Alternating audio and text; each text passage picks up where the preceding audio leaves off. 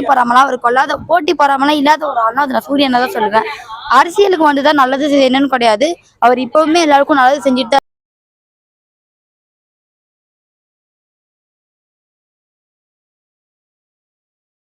இருக்க கருத்து அவரோட டேலண்ட். அப்ப கூட ஒருத்தர் இதை சொன்னார், படம் கத்திட்டே இருக்கான்னு. அவர் உழைப்பை வந்து பார்க்க சொல்லுங்க. ஒரு ஷார்ட் பிலிம் எடுக்க ஏன் ஒரு ஒரு எப்படி சொல்றது, ஒரு சீரீஸ் எடுக்கும், அதோட அவங்க வந்து பார்த்தாங்க அவர் பண்ற ஒர்க்கை, அப்படி கலாச்சிட்டு போயிடுறாங்க ஈஸியா. அவங்க உள்ள கத்திட்டு கிடக்கலாம் அப்படி இப்படின்ட்டு. பட் ஒரு நிமிஷம் அந்த கேமரா நிக்க சொல்லுங்க, பேசினவனை வந்து நிக்க சொல்லுங்க, நிக்க முடியாது. அவர் எஃபெக்ட் போட்டு இது பண்றது அவருக்கு. சூர்யா ஆப்போசிட்ல இருக்க அவங்க ஃபேன்ஸ், சூர்யா பிடிக்காதவங்க நிறைய பேர் இருக்கலாம், அவங்க தப்பா வெளிப்பரப்புற அந்த கருத்து தான். அதை நம்ம யாரும் மைண்ட்ல ஏத்துக்க வேணாம்.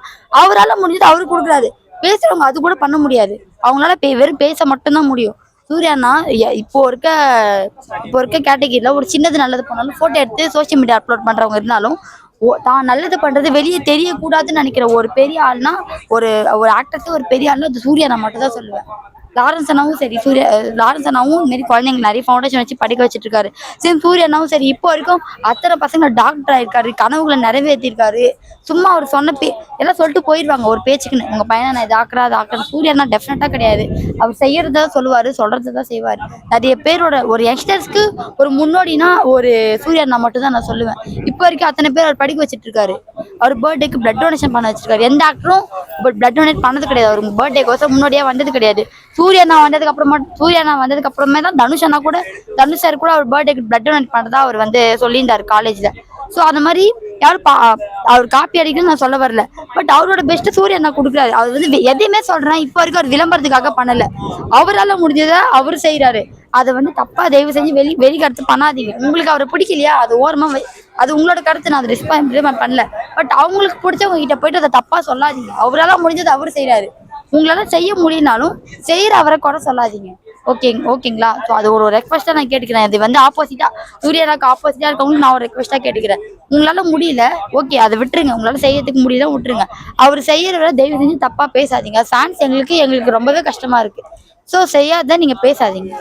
அவர் டவுன் பண்றதுக்காக கூட பண்ணலாம்.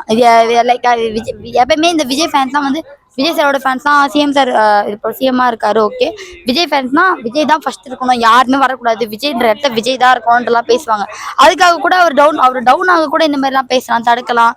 ஆப்போசிட்டா வந்து நிறைய மீம்ஸ் போடலாம். ஸோ அந்த மாதிரி கூட இருக்கலாம். பட் அப்படியே பண்ணாதீங்க. விஜய் சார் அவருக்கு டேலண்ட் காட்டுற மாதிரி சூர்யா அண்ணா அவருக்கு டேலண்ட் காட்டுறாரு. அவரு ஃபீல்டுல அவர் கரெக்டா இருக்காரு. யாரையும் அவர் வந்து ஏத்தியோ கீழே இருக்கோ பேசல. அவரோட கம்மலாம் அவர் போறாரு. தயவு செஞ்சு இந்த மாதிரி போட்டி பொறாமலாம் அவர் கொள்ளாத, போட்டி பொறாமலாம் இல்லாத ஒரு ஆள்னா அது நான் சூரியனை தான் சொல்லுவேன். அரசியலுக்கு வந்துதான் நல்லது என்னன்னு கிடையாது. அவர் இப்பவுமே எல்லாருக்கும் நல்லது செஞ்சுட்டு தான் இருக்காரு. பட் அதை வெளியே தெரியாம இருக்கும் அவர் பார்த்துட்டு தான் இருக்காரு. எங்களை பொறுத்த வரைக்கும் அவர் அரசியல் வந்ததா ஒரு ஒன்னு ஹீரோனா அது சூரியனை தான் நான் சொல்லுவேன். அவர் அரசியலுக்கு வரவே தேவையில்லை. எப்பயுமே எங்க மனசுல அவர் ஒன்னு ஹீரோ தான். இப்பயும் அவர் நல்லா செய்யறாரு. இதுக்கப்புறமும் அவர் கண்டினியூ பண்ணுவாரு. அப்படிலாம் இல்லை. அது அவங்களுக்கு பிடிக்காதவங்க நெகட்டிவ் சூர்யா அண்ணா மேல நெகட்டிவ் தாட்ஸ் இருக்கவங்க பண்ணலாம். ஃபிளாப் ஆகிறதுக்கு நிறைய போஸ்டர்ஸ் இது பண்றதா இருக்கட்டும், அப்படி பண்ணலாம். ரெட்ரோவும் நல்ல படம் தான். தென் கங்குவாவுமே நல்ல படம் தான். அவங்களுக்கு எல்லாருக்கும் ஒரு தாட் இருக்குள்ள பார்க்கும்போது அவங்களுக்கு அண்டர்ஸ்டாண்ட் ஆகல. அந்த படத்துல சொல்ற மெசேஜ் அவங்களுக்கு அண்டர்ஸ்டாண்ட் ஆகல. அதனால அவங்க தப்பான கருத்து வந்து அவதூறுகள் வந்து பரப்பிட்டு இருக்காங்க. அது அப்படி கிடையாது. இவ்வளவு பேசுறவங்க ஒரு படத்துக்கு பின்னாடி எவ்வளவு எஃபெக்ட்ஸ் இருக்கு, எவ்வளவு உழைப்பு இருக்கு, எத்தனை பேர் அதுக்கு முன்னாடி உழைக்கிறாங்கன்றது தெரியல. ஒரு வாய்ப்பு தெரியாம அவங்க என்ன வேணா பேசிட்டு போயிடுறாங்க. வந்து ஒரு 10 நிமிஷம் ஷார்ட் ஃபிலிம்ல இருக்க சொல்லுங்க, 10 நிமிஷம் அவங்கள ஷார்ட் ஃபிலிம் எடுக்க சொல்லுங்க. அவ்வளவு கஷ்டம். 10 நிமிஷம் ஷார்ட் ஃபிலிம் எவ்வளோனா, ஒரு சாங் ஷூட் பண்ண 1 வீக் 10 days ஆகுது. நான் விஸ்காம் தான் படிக்கிறேன். சூர்யாவோட கருப்பு மூவிக்கு அந்த கோர்ஸ் இன்னும் நானும் தான் பேக்ரவுண்ட் அடிச்சா போயிருக்கேன், ஜூனியர் அடிச்சா போயிருக்கேன். அவ்வளவு வாய்ப்பு இருக்கு. ஈஸியா சொல்லிட்டு போயிடுறாங்க. ஒரு வார்த்தையில படம் நல்லா இல்ல, உள்ள கத்துறான் அப்படின்ற மாதிரி சொல்லிட்டு போயிடுறாங்க. அதே ஒரு 10 நிமிஷம் அவங்க வந்து கேமரா பண்ணி நிக்க சொல்லுங்க. அவ்வளவு பயம், எல்லாமே பயம். ஸோ அப்படி வந்து பேச வேணாம். யாரும் தப்பான ஒரு மெசேஜை வந்து இது பண்ண, அவங்களுக்கு பிடிக்கலையா அவங்க பார்க்காம இருக்கட்டும், அவங்க இது பண்ணாம விட்டோம். பட் தப்பான மெசேஜ் வந்து யாருமே சொல்ல தேவையில்ல. அது சூர்யா ஃபேன்ஸா இருக்கு எங்களுக்கு அது வந்து ஒரு மாதிரி கஷ்டமா இருக்கு. அது அப்படி பண்ண வேண்டாம். அவங்களுக்கு பிடிச்சவங்க படமே நாங்க அந்த மாதிரி பண்றோமா? ஸோ அந்த மாதிரி பண்ண வேண்டாம். ஸோ அவங்களோட கருத்தை சொல்றதா வந்து அவங்க இதுக்குள்ள சொல்லிக்கிட்டேன்.